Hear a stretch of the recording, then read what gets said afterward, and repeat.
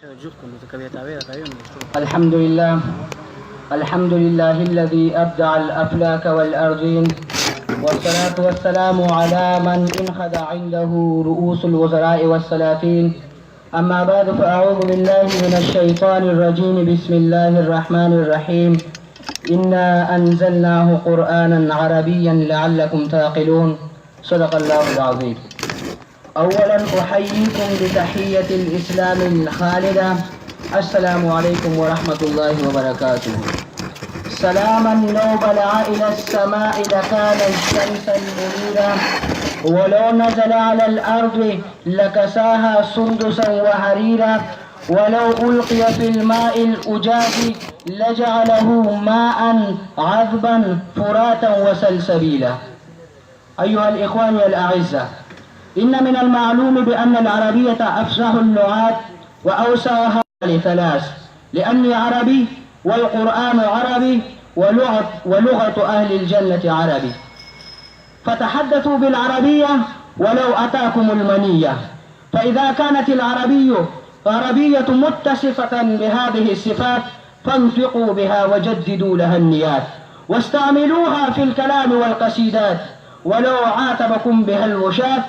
لكن من المؤسف جدا بأن الناس اتخذوا غيرها بدلها. منهج هذه المدارس قد خلا عن الكلام، فشعر مشايخنا بهذا من الإبرام، ونعقدوا لنا هذه المسابقة بين الطلاب المرحلة الابتدائية لترويج اللغة العربية.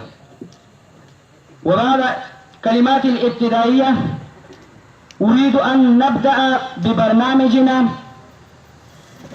فأولا أوجه النداء إلى صاحب المنصة من الصف الأول ألف، فليتفضل مشكورا إلى المنصة من الصف الأولى ألف.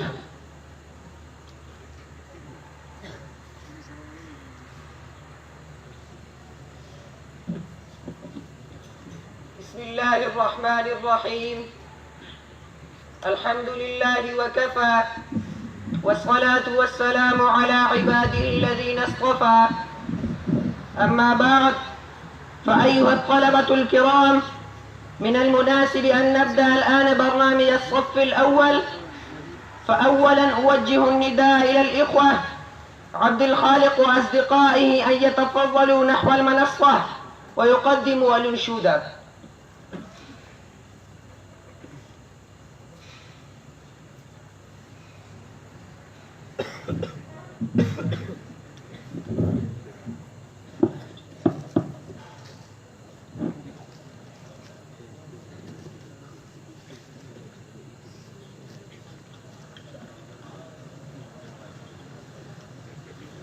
يا رسول الله وقدوتنا، لن ندع الغرب يدنسنا، لن نرضى أبدا ذلتنا. يا رسول الله، يا رسول الله وقدوتنا، لن ندع الغرب يدنسنا، لن نرضى أبدا ذلتنا. يا رسول الله، سنحطم قيد مآسينا، وندك حصون أعادينا، ونذمجر وسط أعادينا. يا رسول الله، رجل قد جمع الإحسان بالحكمة والصدق ازدانا، وبه ظهر الحق وبانا برسول الله. يا رسول الله وقدوتنا، لن ندع الغرب يدنسنا، لن نرضى أبدا ذلتنا. يا رسول الله، لا ندري كيف تجرأتم وتماديتم بعداوتنا، لا ندري كيف تطرقتم لرسول الله. شلت أيد بتمادي قد حضرت قبرا يحويها فيما قد رسمتها دينا لرسول سهما رمحا سيفا قوسا لرسول الله. يا غرب اغتبر بماضينا كم دسنا رؤوس عادينا وسنمضي اليوم كماضينا لرسول الله لرسول الله.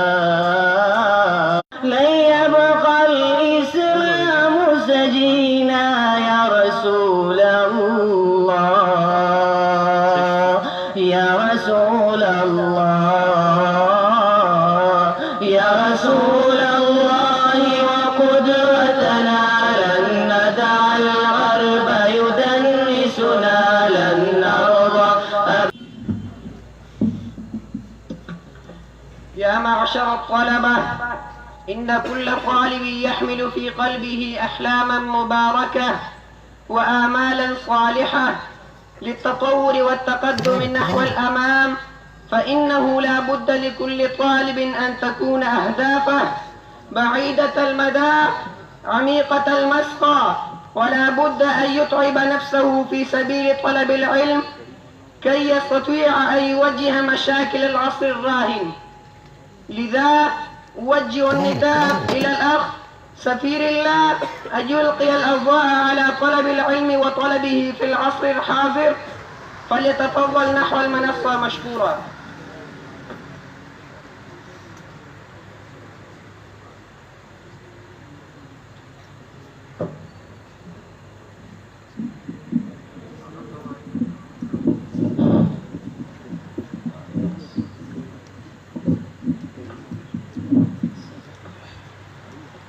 حامدا ومصليا ومسلما، أما بعد، لقد غمرني سرور وبهجة حيث قمت أمام حضراتكم في هذا الندي المبارك المتعلق باللغة العربية أن أتكلم حول الموضوع طلب العلم وطالبه في العصر الحاضر. أيها السادة، هل تعرفون طلب العلم ما هو؟ نعم، هو باب من أبواب التي فتحها الإسلام وعمل حظ عليه يؤجر فيه المرء ويحاسب على تركه. والعلم حالة تنقل الإنسان من الظلام العقلي والجهالة إلى النور والمعرفة.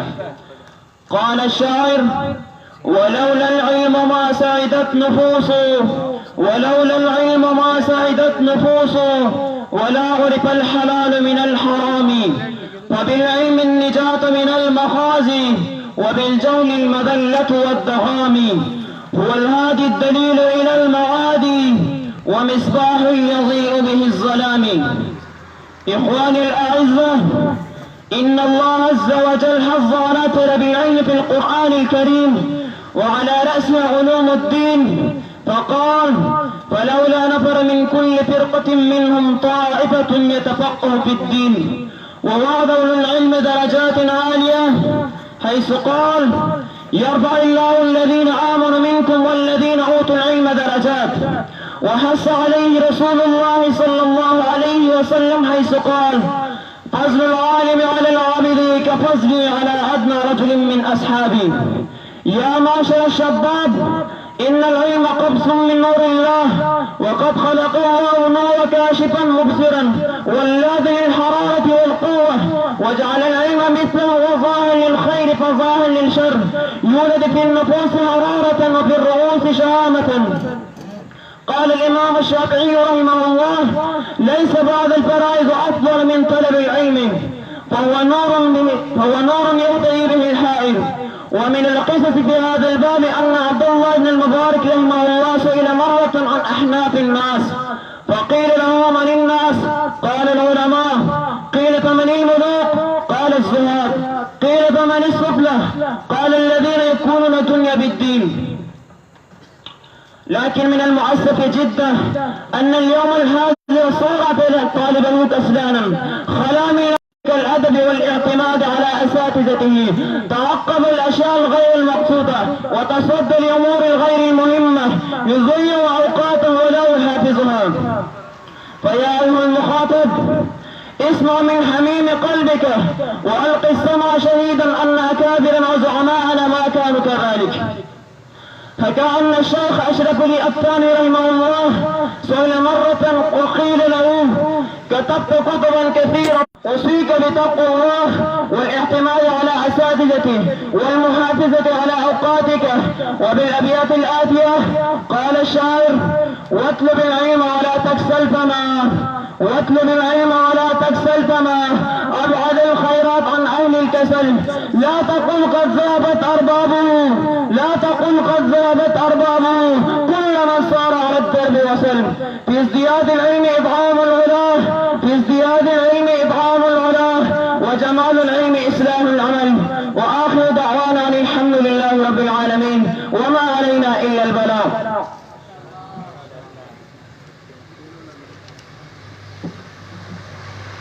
الآن أريد أن أدعو الأخوين الكريمين أويس وطلحة صمد ليقدم الحوار، فليتفضل نحو المنصة مشكورين.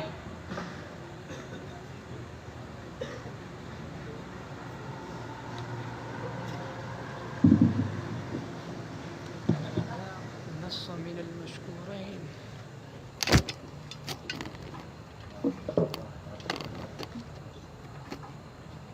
السلام عليكم ورحمة الله وبركاته. وعليكم السلام ورحمة الله وبركاته. ما اسمك الكريم يا أخي وما شغلك؟ اسمي طلحة صمد وأنا طالب علم شرعي في الجامعة العثمانية. ما شاء الله، أنا جميل. أيضا طالب علم الشرعي، وسمعت أن تلاميذ الجامعة العثمانية يظهرون أمام الناس بالمظهر الحسن، فهل لك أن تذكر لي شيئا؟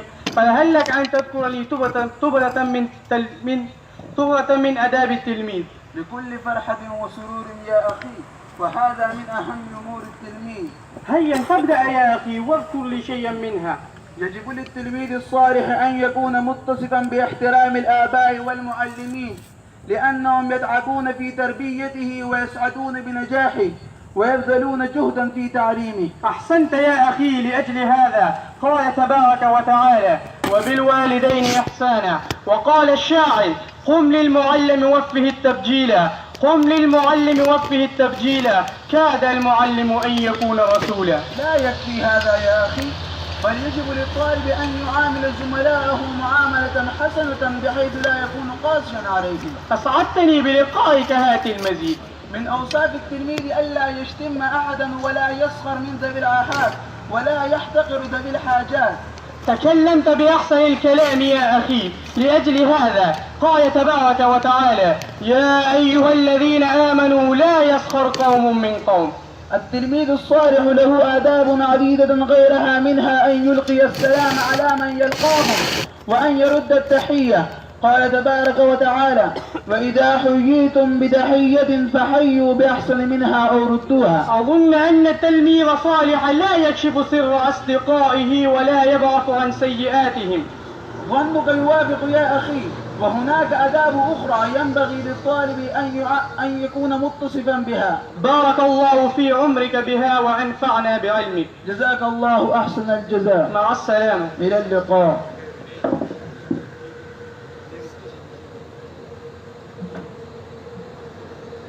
والآن أريد أن أوجه النداء إلى الإخوة محمد سعد وأصدقائه ليقدموا مسرحية حول الموضوع بين العلم والجهل.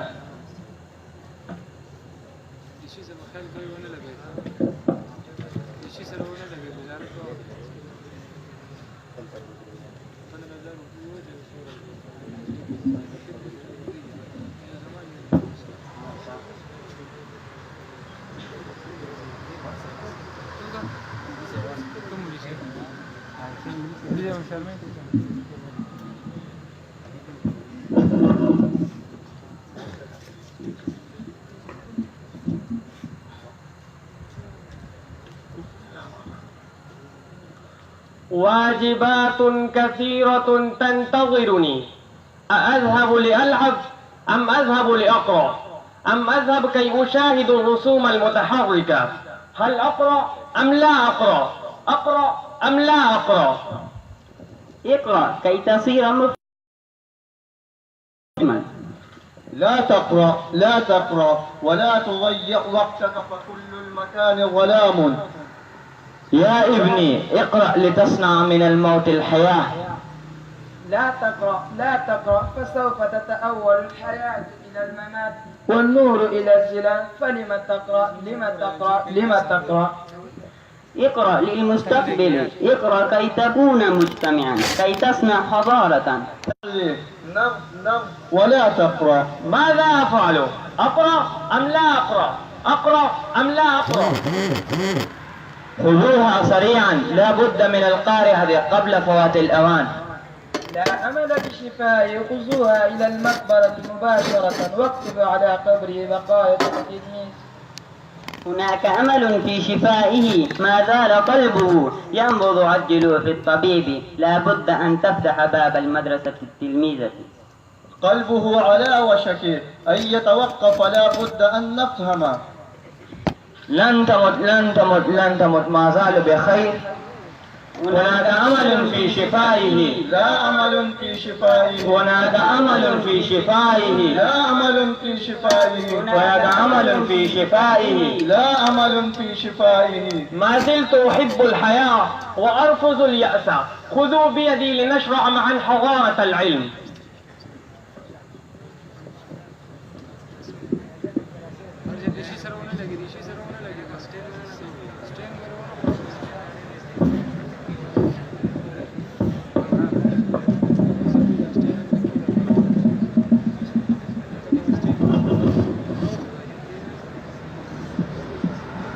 أوجه النداء إلى الأخ ويا إلا ليقدم الأنشودة، فليتشرف نحو المنصة مشكورا.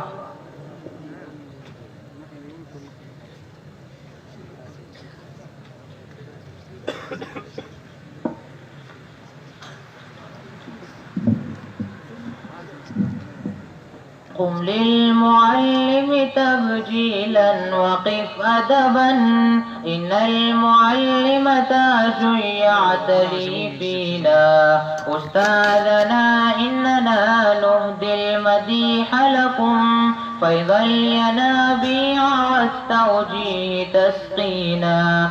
نبدي احتراما لمن للنور سيرنا، لولاه ما عمت الأفكار وادينا. أيا رسولا بنهج الفكر علمنا، في عقلنا خزن التعليم تخزينا. والعلم فرز بنا أولاه خالقنا، وأنت أستاذنا المرسول تهدينا. مقيمة المرء دون العلم والأدب، مقيمة الروح دون الوعي واللينا. قم للمعلم تبجيلا وقف أدبا، إن المعلم تاج يعتلي فينا. أستاذنا إننا نهدي المديح لكم، فيض الينابيع والتوجيه تسقينا. مهما نقول فلن نوفيك حقك يا من تبذل الجهد كي للوعي ترسينا. فالعلم نور يضيء الدرب بالأمل، وهو السلاح بيوم الجهل ينجينا. ماذا نقول وعاد اليوم نمدحكم، عذرا إليكم فقد أعيت قوافينا. ماذا نجازيك فضلا يا معلمنا، يرعاكم الله دمتم مغفرة فينا. قم للمعلم تبجيلا وقف أدبا، إن المعلم تاج يعتلي فينا. أستاذنا إننا نهدي المديح لكم، فيض الينابيع والتوجيه تسقينا.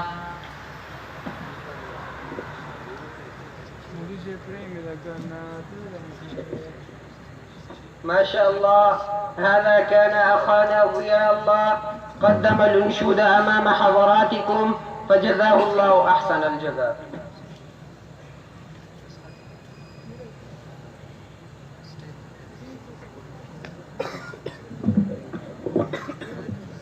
ما شاء الله قد شاهدتم حواراتهم. وبعد مواصلة رشاشات أصحاب الصف الأول ألف